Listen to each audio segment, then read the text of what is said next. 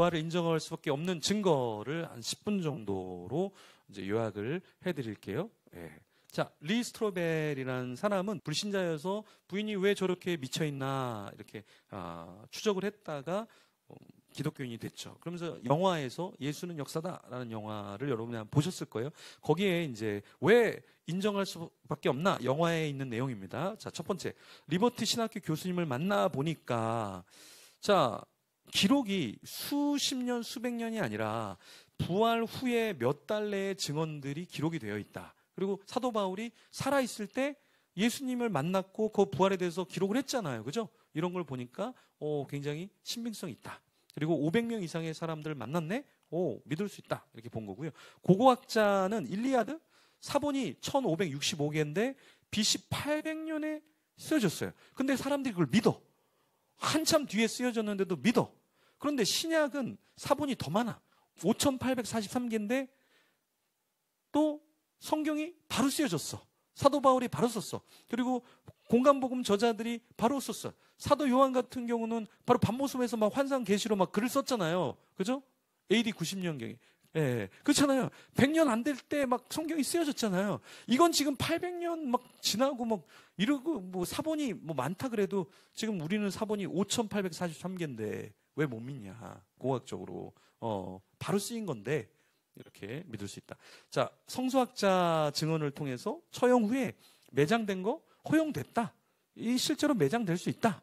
그리고 빈 무덤 증언한 사람들이 이렇게 많은데 그리고 여자를 증인으로 세운 거는 바보 같은 일인데 여자를 증인으로 세웠다는 거는 그 당시에 다 왜 그 사람이 증인이 됩니까? 말도 안 되게. 그러니까 진짜 꾸며내려면 남자들을 증언으로 세워야지. 제대로 꾸미려면. 그렇잖아요. 똑똑한 사람, 판사를 세워서 이렇게 해야 조작이지. 아니, 조작하려고 하는 사람이 말도 안 되는 어린애를 데려다가 어린애한테 그거를 뭐 믿게 하고 말하게 하는 그건 말도 안 된다. 그래서 그 당시에 제일 증인으로 채택할 수 없는 여자들을 세운 것은 누군가를 속이려고 한 게 아니라 그 사실을 그냥 말하게 했던 것이다.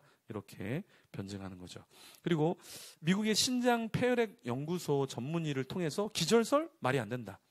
그 당시 십자가형은 기절해갖고 살아남을 수 있는 형틀이 아니다. 그리고 마지막에 예수님 옆구리를 찔리려고 했는데 이미 죽어 있는 걸 확인하지 않았냐. 그죠? 그리고 예수님 물과 피를 다 쏟았다고 돼 있잖아요. 그죠? 이런 것들을 통해서. 다섯 번째. 이제 그 다음에 5가지의 부활의 증거에 대해서 리 스트로벨이 책에서 증언한 5가지. 첫 번째, 빈 무덤이다라는 거예요. 이제 부활이라는 책에서 폴 비슬리 머레이도 이 공간복음에 보면 다 빈 무덤에 대한 이야기를 하고 있다. 그래서 이 빈 무덤이 증거가 된다. 두 번째는 부활에 목격한 자들이 500명 이상이다. 이 집단적인 환상이 일어날 확률은 거의 없다. 그리고 부활 후에 변화된 제자들을 보면 부활 전과 후는 완전히 다르다. 이렇게 미친 사람이 되는 것은 뭔가를 받고 만났기 때문에 그렇다라는 거죠. 그리고 리 스트로벨도 자기가 이렇게 변화된 건 주님 때문에 자기가 변화됐다 이야기를 하죠. 그 다음에 부활 사건에 대한 초기 교회의 기록을 보면 십자가 부활의 복음이라는 책에서 정명호 저자가 예수님께서 십자가에서 죽음을 당하고 부활하신 것을 통해 우리가 토요일에서 안식일이었던 토요일에서 주일 예배를 드리는 것 이것만 봐도 부활 사건이 얼마나 큰 것인지 우리는 알 수 있다라는 거죠.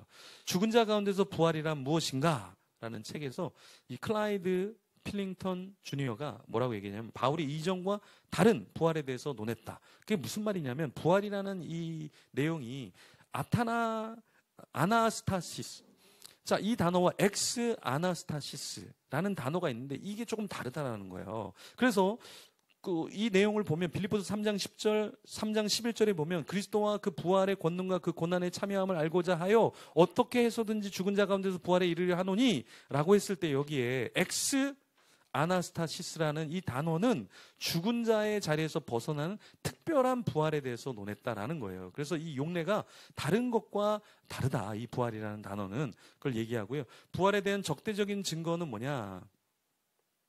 자, 전문가들의 의견은 어떠하다고 하는가? 이거를 우리가 이제 봐야 되는데요. 법학적인 증거를 보면 이 적대적인 자들이 말하는 것을 다 상쇄시킬 수 있고, 역사적인 증거도 그렇고 과학적인 증거도 그렇고, 그래서 리 스트로벨이 이런 사람들이, 믿지 않는 사람들이 말하는 것들에 대해서 자기도 믿지 않는 사람으로서 파헤쳐 봤지만 그런 것들이 다 무시될 수 있다라는 것이죠. 자, 비기독교 역사적인 증거는 이 리코나는 뭐라고 얘기하냐면, 자, 한번 보자. 타키투스라는 이 역사책 연대기에서 보면 예수가 티베리우스 황제 치하에서 본디오 빌라도에게 처형당했다라는 게 기록이 되어 있다. 이건 기독교 문헌이 아니다라는 거예요. 두 번째, 요세푸스는 로마인을 위해서 기록되었다고 하는데 어떻게 기독교에 대한 내용의 십자가 처형, 그리고 초기 기독교 공동체에 대해서 이야기하는데 거짓말을 하겠느냐. 그러면서 기적을 행한 사람이라고 적어놨거든요. 그래서 요세푸스의 기록에도 로마인들을 위해서 썼다면 로마인들에게 좋아할 내용을 써야 되는데 이런 내용을 썼다라는 것은 놀랍다라는 거죠. 폴리니우스는, 자, 이 로마 총독이었던 폴리니우스가 황제에게 보내는 편지에서 초기 기독교인들이 매주 예수께 찬송하며 모였다라는 기록이 있다라는 거예요. 그리고 루키아누스라는 이 책에 보면은 기독교인들이 십자가에 못 박힌 예수를 신으로 숭배했음을 기록하고 있어요. 네.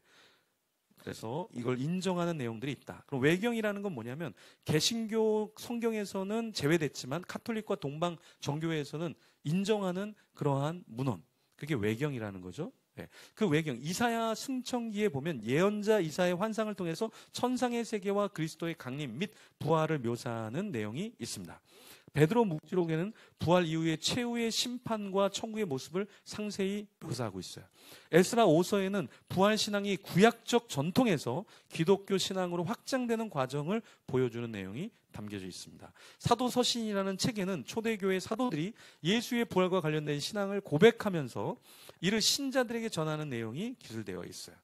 위경이라는 건 뭐냐면, 신앙의 저자가 가짜 인물로, 수도라는 말은 가짜란 말이거든요. 누가 적었는지 몰라요. 그런데 그 내용을 이제 다른 사람의 이름으로 적은 걸 위경이라고 하는데요. 자, 베드로 복음서에는 어떻게 나와 있냐면, 예수님의 부활에 관한 상세한 묘사를 포함하고 있어요. 초자연적 요소가 과장되어 있긴 하지만 역사적인 신뢰성에 문제가 제기되는 부분도 있지만 부활에 대한 내용이 들어져 있다. 그리고 도마복음서는 영지주의적으로 적혀 있지만 여기에도 부활 사건에 대한 직접적인 언급은 없지만 예수님에 대한 신성, 이 부분들이 기록되어 있죠. 세 번째, 빌립복음서도 부활의 신학적인 의미를 강조하고 있고 정경 문헌에 비해서 후대의 관점을 반영하고 있다. 부활의 증거, 누가 그러면 증인이냐라고 했을 때 예수님의 부활 40일간의 행적이라는 게 있는데요. 예수님 부활에 이 내용에 보면 10명의 증인들이 있죠. 첫 번째는 막달라 마리아, 두 번째는 다른 여인들, 세 번째는 베드로, 네 번째는 엠마오 제자들, 다섯 번째는 닫힌 문 뒤에 제자들이 있죠. 그리고 도마에게 나타나심, 갈릴리에서의 만남 제자들, 그다음 여덟 번째는 500명에게, 아홉 번째는 야고보에게 나타나신 것, 열 번째는 대위임령 제자들에게 주는 것으로 나와 있다라는 겁니다. 그래서